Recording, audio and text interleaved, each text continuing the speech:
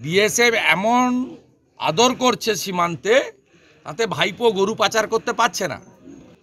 BSF এমন আদর করছে সীমান্তে, তাতে ভাইপো গরু পাচার করতে পারছে না। এই বাকিবুর, শাহজাহান এদের বাধা দিচ্ছে।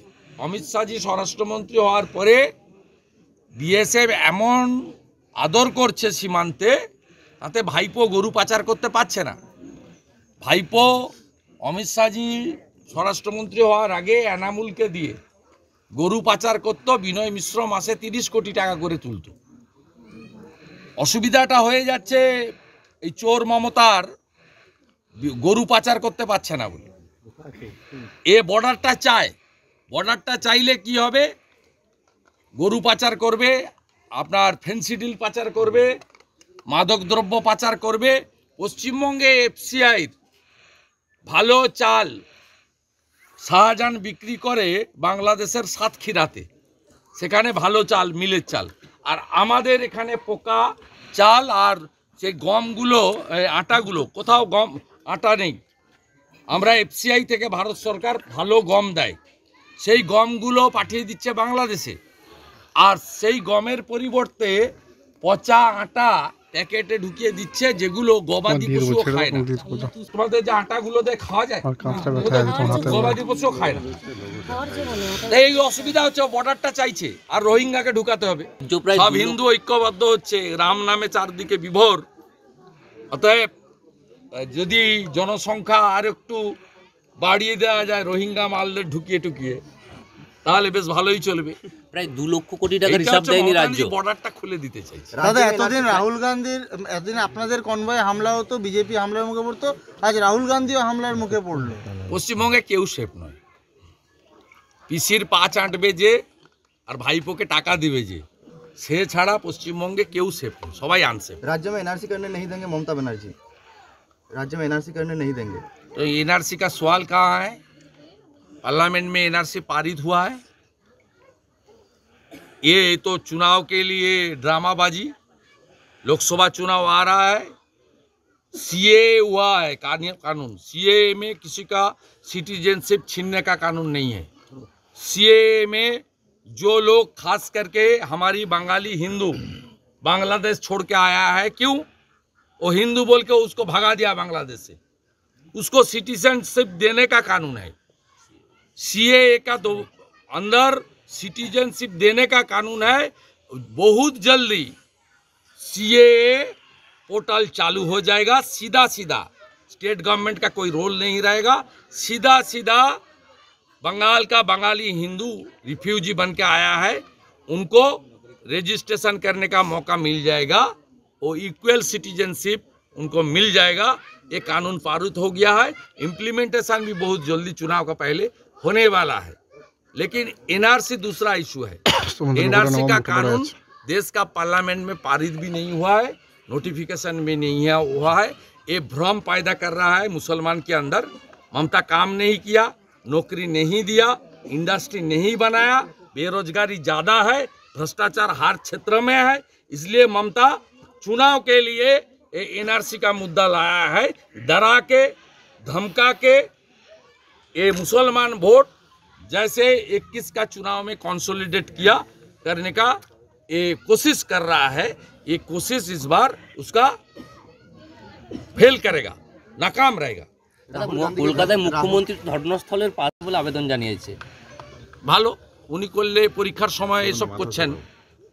উনার বাড়ির কেউ তো মাধ্যমিক দেবে না, কারণ উনার মমতা, চোর মমতা বাড়িতে ভাইপো ভাইজি নাতিপুতিরা তারা সবাই বড় দামি ইংরেজি স্কুলে পড়ে, সিবিএসসি, আইসিএসসি। আপনার আমার এই গরিব বাড়ির লোকজনের, এই গ্রামের লোকের ছেলেমেয়েরা মাধ্যমিক দেয়। তাই মাধ্যমিক পরীক্ষার সময় এইসব ড্রামাবাজি করে সাধারণ পরীক্ষার্থীদের ডিস্টার্ব করতে চাইছেন এই রাজ্যের মুখ্যমন্ত্রী। এর থেকে দুর্ভাগ্যজনক কিছু হতে পারে না।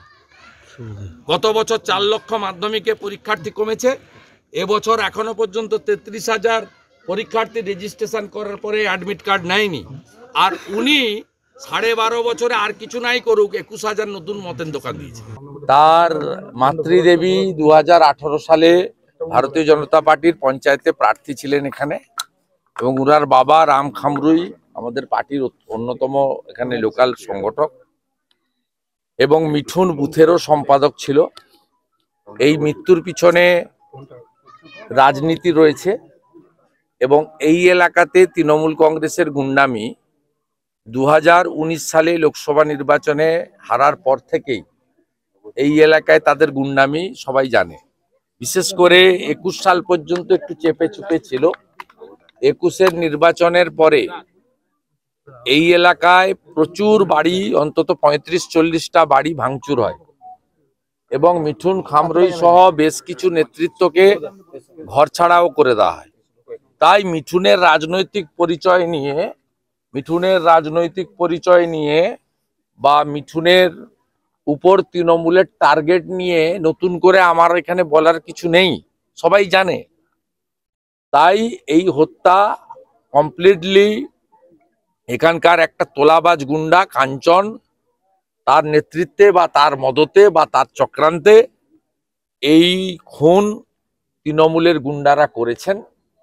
উনি একটা মেলাতে গেছিলেন, বাড়ি ফেরার সময় এই খুন করানো হয়েছে, এবং কালকে এফআইআর করার পরেও এখনো পর্যন্ত কোনো গ্রেপ্তার হয়নি।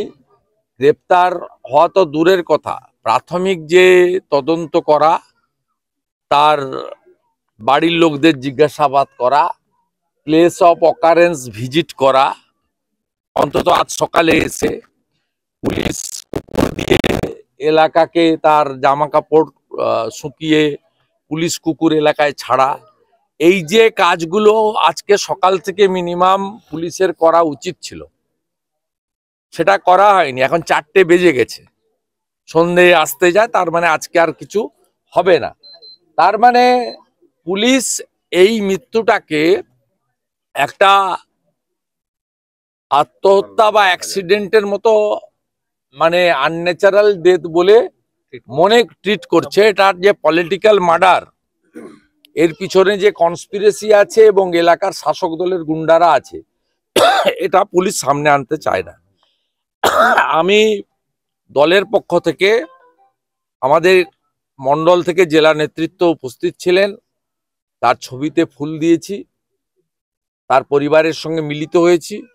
ভারতীয় Janata Party as a whole party তার পরিবারের পাশে আছে আমরা জানিয়েছি। প্রাথমিকভাবে অর্থ দিয়ে মৃত্যুর কখনো ক্ষতিপূরণ হয় না। প্রাথমিকভাবে এই পরিবারকে কিছু সাহায্য করা হয়েছে, পরবর্তীকালে আরো সাহায্য করা হবে, এটা আমরা কমিটেড। তার মেয়ে ক্লাস 9-এ পড়ে, তার পড়া যাতে বন্ধ না হয় আমরা বলে এসেছি। তার মার সুস্থতা কামনা করেছি। তার ছেলে, তার যা ক্রিয়া প্রক্রিয়া মানে আমাদের রয়েছে হিন্দু শাস্ত্র মতে, সেগুলো করুক। পরবর্তীকালে বিজেপিও এই পরিবারের সঙ্গে আছে। না, আদালতে আজকের দিনে দাঁড়িয়ে আদালতে যাওয়ার বিষয় কোনো বক্তব্য আমরা রাখিনি, কিন্তু আমি মানে ভবিষ্যৎ পূর্বাভাস দিয়েছি এবং আমার অভিজ্ঞতার ভিত্তিতে আমি বলেছি। এবং এই মমতা পুলিশের যে ক্যারেক্টার, এদের ক্যারেক্টারটা সব জায়গায় সমান।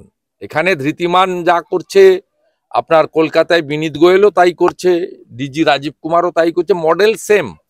এদের দুটো কাজ, একটা হচ্ছে যার যেখানে যা আছে, কোথাও কয়লা আছে, কোথাও পাথর আছে, কোথাও চন্দন কাঠ আছে, এখানে বালি আছে, গড়বে তার এদিকে কিছু মোরাম আছে, তা মালকড়ি তোলা, একদম ব্যাপকভাবে মালকড়ি তোলা, এবং তোলার একটা বড় অংশ ভাইপোর কাছে পৌঁছে দেওয়া।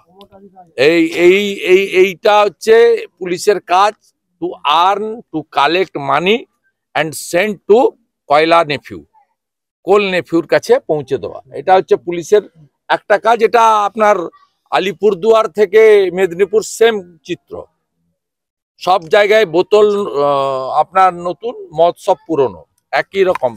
এখানে ধৃতিমান আছে, এখানে অন্য মান এলেও একই জিনিস করবে। তা আপনার সেকেন্ড থিং হচ্ছে, এখানে পুলিশ একটু খুব প্রোঅ্যাক্টিভটা কিসে, যে ভারতীয় জনতা পার্টির লোকদেরকে কেস দাও, তাদেরকে আটকে রাখো, তাদের উপর দমন পীড়ন করো। আপনারা নিজেরা দেখেছেন পরশুদিন এসপি অফিসের কর্মসূচির আগে কিভাবে গোটা জেলা জুড়ে উইদাউট এনি রিজন, গণতন্ত্রে এটা কোনো সভ্য সমাজে হয় না, কেসিআড়িতে বাস ক্যান্সেল করিয়েছে, খড়গপুর গ্রামীণে 9 জন নেতাকে ঘন্টার পর ঘন্টা ডেকে বসিয়ে রেখেছে, কোথাও গ্রেপ্তার করছে। এইভাবে ভারতীয় জনতা পার্টিকে এখানে ওরা দাবিয়ে রাখতে চায়। উদ্দেশ্যটা এটাই, যাতে লোকসভাতে চোর মমতাকে এই আসনটা চোর তোলামূলের কাউকে জিতিয়ে বিজেপির কাছ থেকে কাড়িয়ে নেওয়া যায়। This is the second agenda of the